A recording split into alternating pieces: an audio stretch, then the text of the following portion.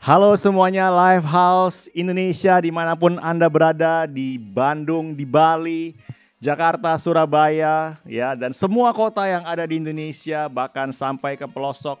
Kami sangat senang sekali menyambut teman-teman, Bapak Ibu Saudara-saudari hari ini, karena kita akan kembali membahas dan mendengarkan firman Tuhan yang pastinya akan sangat berguna dan akan sangat bermanfaat untuk kehidupan kita, teman-teman, ya. Masih dalam seri tentang doa Bapa Kami. Jadi selama bulan Oktober ini kita akan membahas The Lord's Prayer atau doa Bapa Kami, ya, yang kita bisa lihat di Matius 6 ayat 9 sampai 13.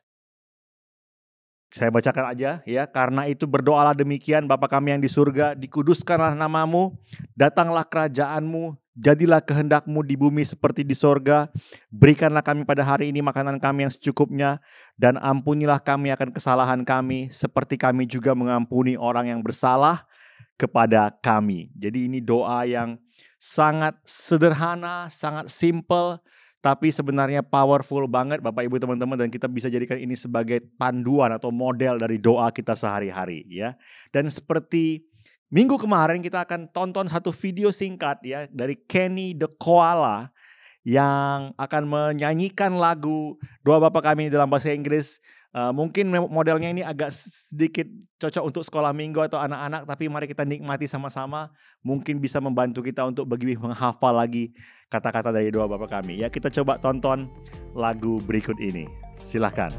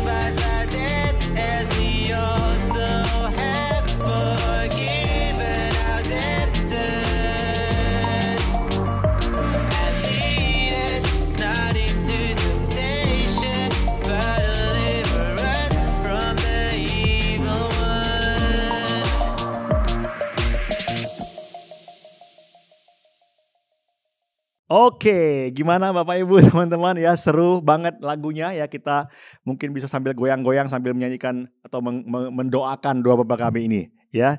Dan semenjak SD, mungkin dari sekolah minggu ketika itu umur 6 atau umur 7, saya sudah sering mendengarkan doa Bapa Kami ini, Bapak Ibu teman-teman. Jadi ketika itu di sekolah minggu diajarkan doa Bapa Kami, ya, di sekolah, di SD. Karena saya dulu di sekolah Katolik, di SD, SMP, SMA, doa Bapa Kami ini selalu diulang-ulang, ya. Jadi sangat-sangat membekas, dan memang setelah bertahun-tahun kita bisa lihat bahwa memang doa yang diajarkan Tuhan Yesus ini sangat simple dan bisa kita jadikan sebagai panduan yang luar biasa, karena semua topik-topiknya atau poin-poinnya yang penting itu untuk kita doakan kepada Tuhan ada di sana, Bapak Ibu teman-teman, ya. Dan ada beberapa poin yang kita bahas panjang bulan Oktober ini, ya. Ada 5P dalam bahasa Inggris, dan akan saya coba jadi 5P juga dalam bahasa Indonesia, yaitu praise atau pujian, ya. Dan yang kedua adalah plan atau perancangan, ya, plan, perancangan. Yang ketiga adalah provision atau penyediaan. Yang keempat adalah pardon atau pengampunan, dan yang kelima adalah protection atau perlindungan. Jadi yang hari ini adalah yang kedua tentang plan atau perancangan, dan minggu lalu kita sudah bahas tentang praise atau pujian. Bapak Ibu teman-teman bisa menonton kembali yang minggu lalu. Nah, hari ini saya akan fokuskan kepada poin yang kedua, dari kalimat datanglah kerajaanmu, jadilah kehendakmu di bumi seperti di sorga. Ya, ini tentang rencana Tuhan, tentang plan-nya Tuhan atau tentang perancangan, dan judulnya hari ini adalah doa Bapa kami, rencana Tuhan. Ya, mari kita simak sama-sama Bapak Ibu teman-teman. Ya, jadi Tuhan ingin kita diselamatkan. Amin. Dan ketika kita menerima Yesus sebagai juru selamat, kita diselamatkan dan kita akan menerima keselamatan dalam bentuk anugerah. Kita akan ada di sorga nanti ketika kita dipanggil Bapak Ibu teman-teman. Tapi Tuhan tidak hanya ingin kita menanti-nantikan sorga ya. Tuhan tidak ingin kita hanya ya udah saya sudah terima Yesus, saya sudah diselamatkan, saya akan kembali ke sorga dan kita hanya menanti-nantikan itu sementara kita di bumi. Tapi Tuhan ingin dalam firman ini, dalam doa ini dikatakan jadilah kehendakmu di bumi seperti di sorga. Ada sesuatu plan, ada sesuatu rencana dari Tuhan yang Tuhan rencanakan di sorga ya untuk terjadi di bumi. Dan siapa yang di bumi? Ya kita ya. Ada Tuhan ingin ada rencananya yang kita genapi selama kita di bumi ini Bapak Ibu teman-teman. Jadi ketika kita diselamatkan bukan hanya kita nanti nunggu kapan saya masuk surga dan segala macam, terus kita selama di bumi nggak ngapa-ngapain, kita di bumi jadi orang yang pasif, kita di bumi jadi orang yang pasrah, kita di bumi jadi orang yang mungkin bahkan malas-malasan dan tidak berkarya. Tidak demikian Bapak Ibu teman-teman. Tapi Tuhan mengajarkan lewat doa ini bahwa Dia ingin sementara kita menunggu surga Bapak Ibu teman-teman, ada suatu rencana yang besar juga dari Tuhan yang kita genapi selama di bumi ini ya. Dan itu sebabnya terkadang rencana kita itu seperti diintervensi sama Tuhan ya. Rencana kita itu seperti dicampur tanganin sama Tuhan. Kita bisa lihat cerita ini dari Matius 4 ayat 8 sampai 20. Ya, Matius 4 ayat 8 sampai 20, nanti kita akan baca beberapa ayat tapi tidak semuanya ya. Tentang seorang murid Yesus yang sangat terkenal bernama Petrus ya, bernama Simon ketika itu. Jadi Tuhan punya rencana untuk anak ini atau untuk si pemuda ini ketika dia dipanggil oleh Tuhan. Ketika itu dia masih berprofesi sebagai seorang nelayan ya, di ayat 18 maksud saya, Matius 4 ayat 18 sampai 20. Dan ketika Yesus sedang berjalan menyusur danau Galilea, ia melihat dua orang bersaudara, yaitu Simon yang disebut Petrus dan Andreas saudaranya. Mereka sedang menebarkan jala di danau sebab mereka penjala ikan. Jadi Tuhan melihat, ketemu sama mereka ya. Sebagai nelayan Bapak Ibu teman-teman. Dan ayat 19, somehow Tuhan punya rencana untuk mereka. Si Petrus sudah punya rencana untuk hidupnya sendiri, dia pengen jadi nelayan, ya dia pengen mungkin jadi pengusaha besar, barangkali punya banyak kapal dan segala macam. Tapi Tuhan punya rencana yang berbeda yang saya yakin pasti jauh lebih besar ya. Dikatakan di ayat 19, Yesus berkata kepada mereka, "Mari, ikutlah aku dan kamu akan kujadikan penjala manusia." Ya, jadi dari seorang yang bekerja untuk menjala dan menangkap ikan, tapi Yesus ingin dengan mungkin kemampuan, strategi, skill, keahlian dari si Petrus yang untuk menangkap ikan ya, menjadi seorang yang bukan hanya menangkap ikan, yang bukan menangkap ikan, tapi menjadi orang yang menangkap atau menjala manusia Bapak Ibu teman-teman. Jadi Tuhan yang pasti tidak akan mengabaikan kemampuan si Petrus. Tuhan pasti akan pakai kemampuan, Tuhan pasti akan pakai skill dia secara strategi barangkali atau secara pola pikir barangkali untuk menangkap ikan ya. Tapi kali ini Tuhan ingin dipakai itu untuk menangkap atau menjala manusia. Jadi Tuhan membesarkan atau He magnified what they already done. Apa yang mereka sudah lakukan Bapak Ibu teman-teman. Ya, dan mungkin kelihatannya sangat berbeda, tapi rencana Tuhan pasti lebih besar. Dan kita bisa lihat di akhir dari cerita tentang tentang Petrus ini Bapak Ibu teman-teman, bahwa si Petrus yang tadinya hanya menjadi penjala ikan, pada akhirnya dia menjadi seorang pemimpin gereja yang mula-mula, menjadi seorang yang sangat dipakai Tuhan besar, berkhotbah kepada ribuan orang, mengerjakan mujizat dan segala macam dan segalanya. Jadi kalau Tuhan memanggil kita Bapak Ibu teman-teman ya, saya yakin kalau kita mau dipanggil oleh Tuhan atau mengikuti panggilannya, maka kita akan dibawa Tuhan untuk bisa mencapai apa yang Tuhan rencanakan tersebut, Bapak Ibu teman-teman, ya. Dan di dalam perjalanan kita mencapai tersebut, itulah kita butuh firman Tuhan, ya. Firman Tuhan di Mazmur 119 bilang, firman-Mu adalah pelita bagi kakiku. Jadi pelita itu hanya bisa menerangi mungkin 5 atau katakanlah 7 meter di depan, tidak langsung disorot ke depan sana, Bapak Ibu teman-teman. Dan itu yang kita perlu ikuti hari demi hari, hari demi hari, hari demi hari, ya. Ada beberapa poin yang akan saya bagikan hari ini menyangkut mengenai bagaimana kita bisa mengerti dan menjelaskan tentang kerajaan Tuhan dan rencananya bagi kita, ya. Dan ada beberapa aplikasi yang akan kita pelajari nanti. Yang pertama, kita perlu tahu bahwa kerajaan Allah, ya, bahwa kerajaan sorga itu dekat. Sebab itu berikanlah apa yang kita punya, ya. Kerajaan sorga itu dekat dan kita memberikan apa yang kita punya, ya. Di Matius 10 ayat 7 sampai 8 dikatakan, pergilah dan beritakanlah kerajaan sorga sudah dekat, ya. Ini yang menjadi message dari Lifehouse semenjak Lifehouse didirikan. Sekitar 20 tahun yang lalu, Pastor Rod dan Pastor Pip berangkat ke Jepang dengan bermodalkan atau berbasiskan suatu penglihatan yang didapat oleh Pastor Viv ketika itu seperti tsunami atau gelombang laut yang sangat besar, ya. Dan Pastor Viv sempat mungkin ketakutan dan Tuhan berbicara kepada dia, itu bukan suatu yang gelombang yang mematikan atau gelombang yang merugikan, tapi itu adalah gelombang kasihku yang akan melanda bangsa Jepang. Bahkan sampai sekarang sudah berkembang menjadi bangsa di negara-negara di Asia dan bahkan di negara-negara lain di luar Asia, Bapak Ibu teman-teman. Dan ketika itu message yang didengar atau yang akan disampaikan untuk dibawa kepada bangsa-bangsa adalah bahwa kerajaan Allah itu dekat. Tuhan itu tidak jauh. Tuhan itu bukan seorang pribadi yang asing, yang tidak mau bergaul sama manusia, yang menjauh dari semua apa yang kita alami. Tapi Tuhan itu adalah dekat. Kerajaan sorga itu dekat, ya. Ayat 8 dikatakan, sembuhkanlah orang sakit. Jadi karena kerajaan sorga itu dekat, maka apa yang kita lakukan? Sembuhkanlah orang sakit, bangkitkanlah orang mati, tahirkanlah orang kusta, usirlah setan-setan.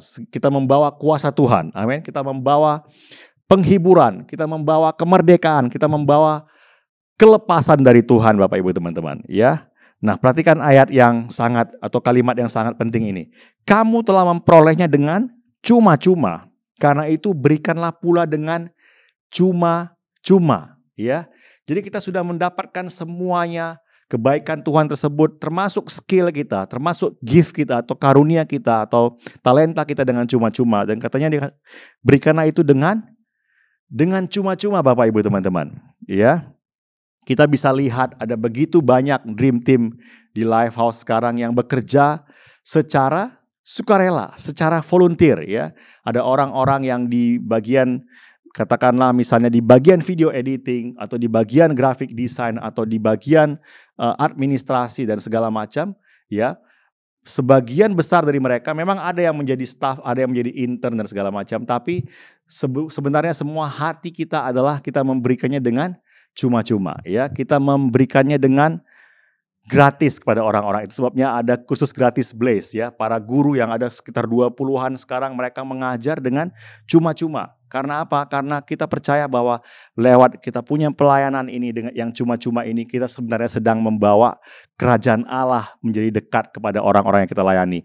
Kerajaan Allah, kasih Tuhan, anugerah Tuhan menjadi semakin dekat kepada mereka, ya. Ada opportunity, ada kesempatan yang mungkin terjadi untuk mereka mendengarkan kabar baik tentang kasih Tuhan, tentang anugerah di dalam Yesus, tentang keselamatan dan tentang jaminan-jaminan yang lain yang Tuhan berikan, yang ingin Tuhan berikan kepada manusia, Bapak Ibu teman-teman. Kita membawa itu dekat, ya. Jadi kerajaan sorga itu dekat. Jadi kita berikanlah apa yang kita punya. Saya yakin banget, Bapak Ibu teman-teman, kalau kita tidak hitung-hitungan, ya. Kalau kita dengan sangat bersemangat memberikan apa yang kita miliki, ya, gift kita, karunia kita mau kembalikan atau kita mau berikan untuk melayani Tuhan, untuk kerajaan Tuhan, Bapak Ibu teman-teman, maka kerajaan sorga itu di bumi ini akan semakin cepat terjadi atau akan semakin nyata, Bapak Ibu teman-teman. Dan pada saat yang sama, kerajaan Tuhan juga di dalam hidup kita akan semakin nyata. Amin, ya. Ayat yang kedua atau poin yang kedua yaitu bahwa Tuhan menciptakan kamu dengan rencana untuk suatu tujuan. Ya, jadi kalau bahasa Inggrisnya bilang God created you on purpose for a purpose. Jadi Tuhan punya rencana. Ya, Tuhan tidak sedang iseng-iseng, nggak ada kerjaan, dia ciptakan manusia. Tuhan tidak sekedar kurang kerjaan atau mungkin ya udah deh, saya coba ciptakan si A, ciptakan Gom-Gom, ciptakan Andri, Cindy, Arini, Kak Cici dan segala macam ya, yang orang-orang yang kita kenal.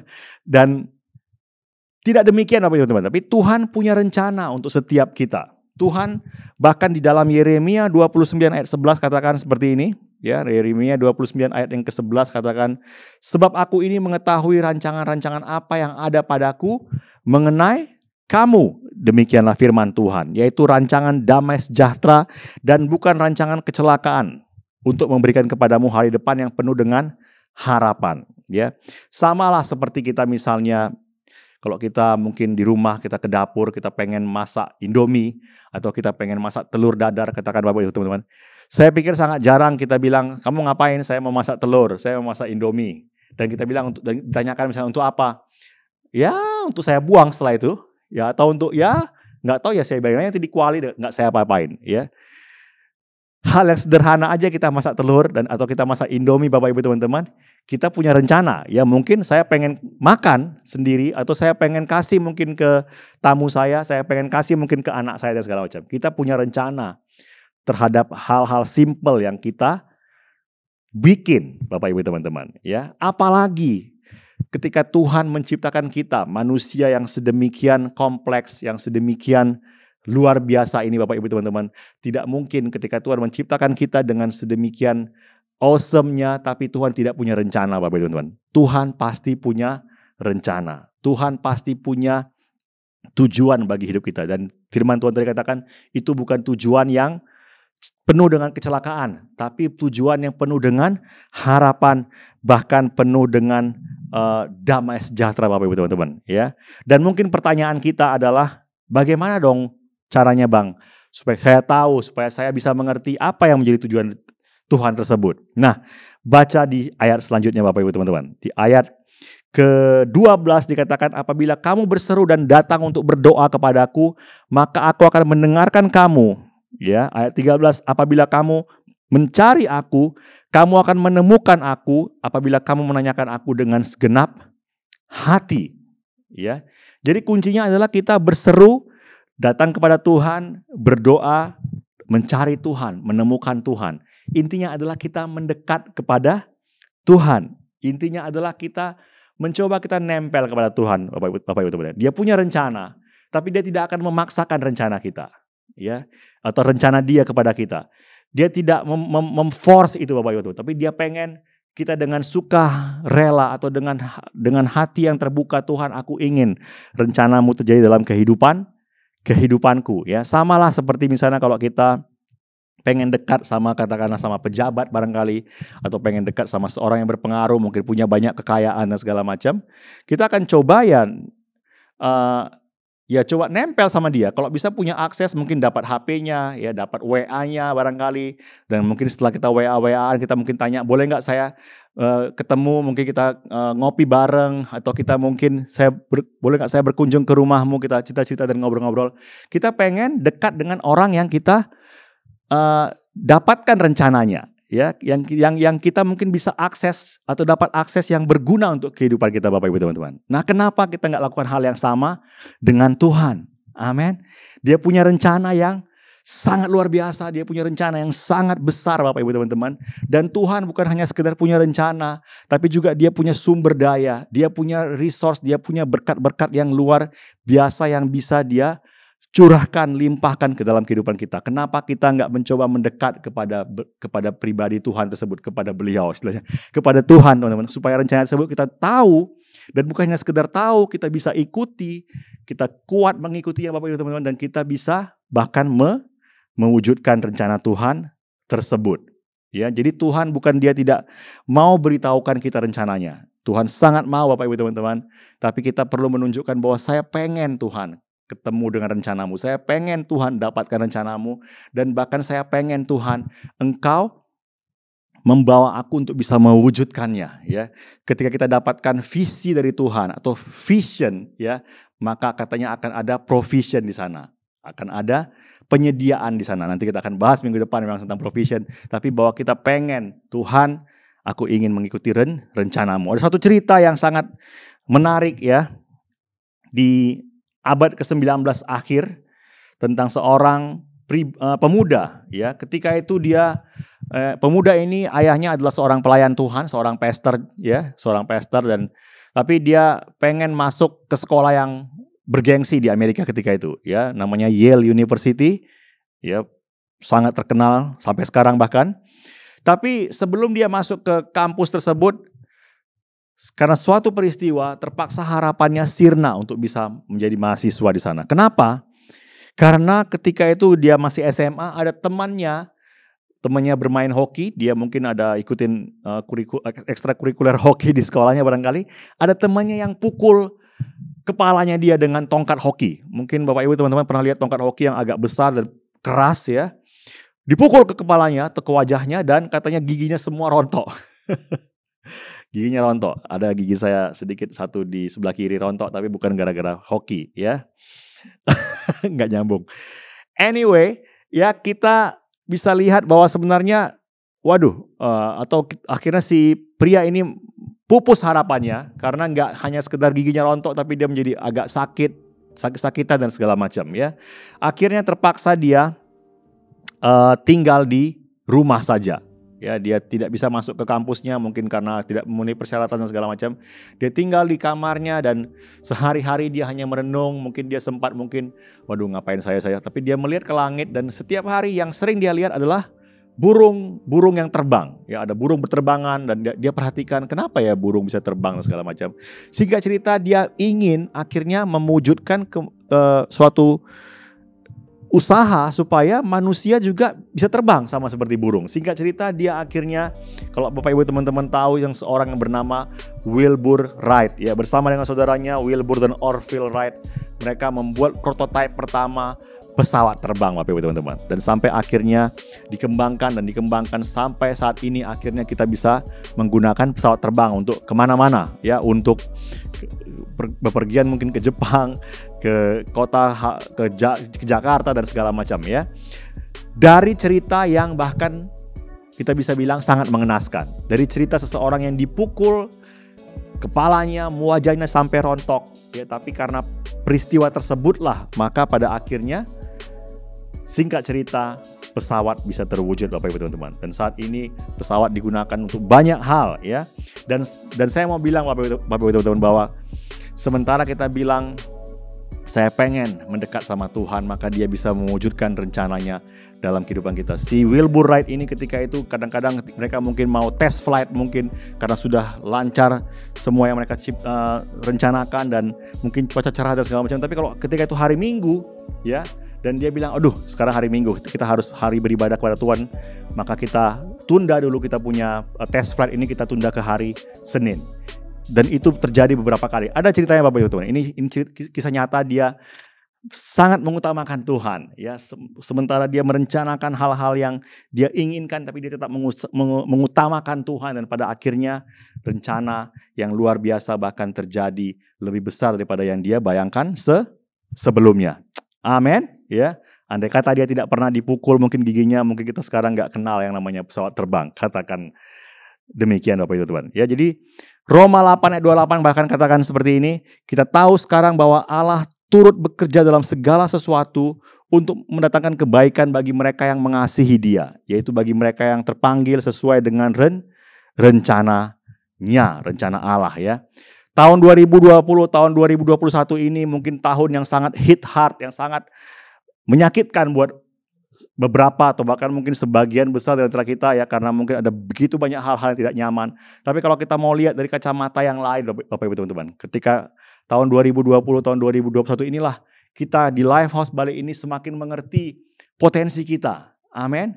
Ya, kita dulu hanya kebaktian offline 1 kali ibadah dan ada beberapa kelas kayak KGB dan outreach dan segala macam. Tapi sekarang ada begitu banyak hal yang kita bisa capai karena ketika itu kita di-trigger atau dipaksa untuk akhirnya mengerjakan semua ini dengan online, ya. KGB kita bikin online, akhirnya kita bisa kembangkan ke berbagai tempat yang ada di Indonesia ini, bukan hanya di Bali. Dan akhirnya sekarang kita terpaksa ketika itu punya tempat untuk bisa syuting online dan segala macam seperti ini. Kita punya tempat studio yang pertama yang tidak terlalu besar, dan sekarang kita dapatkan studio yang jauh lebih besar, jauh lebih nyaman, jauh lebih lengkap Bapak Ibu teman-teman. Dan semuanya itu di-trigger oleh peristiwa pandemi. Amin. Yang kalau kita mungkin lihat dari kacamata A, mungkin sangat menyulitkan. Tapi kalau kita lihat dari kacamatanya B, kacamatanya Tuhan Bapak Ibu teman-teman, bahwa ini adalah kesempatan yang sangat luar biasa. Dan bahkan sekarang dengan pengalaman kita, dengan kemampuan kita untuk mengerjakan semua ini selama ini online, kita bahkan sekarang pengen expand lebih luar biasa lagi Lifehouse College di Indonesia. Come on, ya, pesan sponsor, daftar Lifehouse College untuk April 2022 nanti, karena ini akan menjadi big, akan menjadi besar dan luar biasa. Amin, ya. Semuanya di-trigger oleh sesuatu yang mungkin terlihat buruk, dan memang tidak mudah memang peristiwa ini, ya. Ada beberapa hal-hal yang mungkin cukup menyedihkan dan sangat menyedihkan bahkan, tapi mari kita lihat bahwa ada rencana Tuhan yang baik di atas semuanya, seperti yang tertulis di Roma 8 ayat 28 tadi. Come on. Poin yang terakhir Bapak Ibu teman-teman. Bangunlah rumah Tuhan, maka Dia akan membangun rumahmu. Ya, kita mengutamakan Tuhan, maka Dia akan mengutamakan kita juga. Kita mengikuti rencana Tuhan, maka Dia akan juga mewujudkan apa yang kita inginkan dalam hidup kita. Matius 6 ayat 33 bilang, tetapi carilah dahulu kerajaan Allah dan kebenarannya, maka semuanya itu akan ditambahkan kepadamu Bapak Ibu teman-teman. Ya, ketika Yesus memanggil Petrus, ya, ketika itu terjadi hal-hal yang besar, ya, tapi mereka mungkin sempat having fun sama-sama, ya, menyembuhkan orang, mengajar kesana kemari. Tapi ketika Petrus melihat Yesus akhirnya mati disalibkan dan dia ketakutan, Petrus sempat lari. Petrus bahkan sempat menyangkal Yesus. Bahkan ketika akhirnya beberapa hari kemudian mereka belum melihat Yesus, Petrus sempat kembali menjadi ke profesinya yang sebelumnya, jadi seorang nelayan. Dia sempat mengajak teman-teman, ayo kita menjala ikan lagi, kita menjadi nelayan lagi. Ya, tapi puji Tuhan ketika itu Yesus mendekati mereka dan akhirnya dia bisa kembali kepada panggilan yang semula. Ya, jadi mari jangan quit dari panggilan kita, jangan pergi keluar dari panggilan kita, tapi tetap kerjakan panggilan kita. Dan kalau kita tetap mengerjakan panggilan kita, saya yakin seperti Petrus, sekalipun dia sempat pengen quit, dia sempat pengen menyerah, ya, saya nggak punya lagi Yesus yang saya andalkan, tapi Tuhan sangat baik, Dia sangat luar biasa, terbuka tangannya Bapak Ibu teman-teman, dan Dia bisa menerima kita kalau kita ingin kembali kepadanya. Dan akhirnya Petrus menjadi seorang pemimpin gereja yang sangat luar biasa, yang sangat besar, ya. Dan saya yakin Bapak Ibu teman-teman, ketika kita ingin mewujudkan rencana Tuhan dalam hidup kita, ketika kita ingin terlibat, ingin membangun kerajaan Tuhan di bumi, ketika kita berdoa bilang, Tuhan jadilah kehendak-Mu di bumi seperti di surga, maka saat kita membangun kerajaan Tuhan, saat kita membangun rumah Tuhan Bapak Ibu teman-teman, maka Tuhan akan membangunkan rumah untuk kita, ya. Saya bisa menyaksikan sendiri, bukan untuk menyombongkan diri, tapi ketika Tuhan memberikan kesempatan kepada saya dan istri dan Kak Cici untuk membangun rumah Tuhan, ya, membangun Lifehouse Bali ini, dan mungkin dan kita rindukan untuk Lifehouse Indonesia semakin berkembang dan semakin luar biasa. Tuhan memberikan kecukupan, bahkan Tuhan memberikan kelimpahan, ya. Selama beberapa tahun terakhir ini Tuhan memberikan kemampuan untuk kita akhirnya membeli rumah sendiri, mengembangkan bisnis dan segala macam, ya.